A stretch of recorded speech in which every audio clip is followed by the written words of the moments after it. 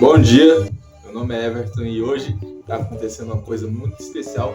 Por isso minha roupa, eu poderia estar usando ela para ir numa entrevista de emprego, fazendo alguma coisa da minha vida, mas não.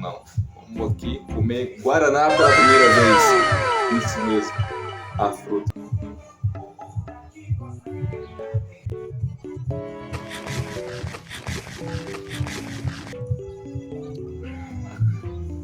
Isso aqui é um negocinho branco.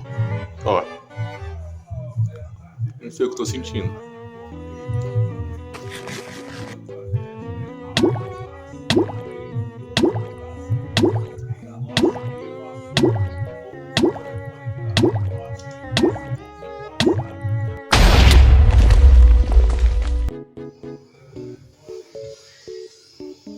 Cara, o gosto em si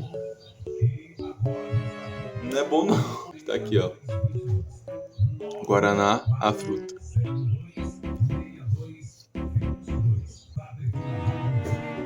Horrível.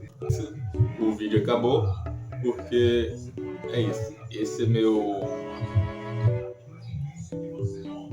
Ok? É isso, o vídeo acabou. Não tem um gosto bom. Acho que eles fazem muitas coisas para isso aqui ficar com gosto bom. Então o Guaraná, o refrigerante, é melhor que isso aqui.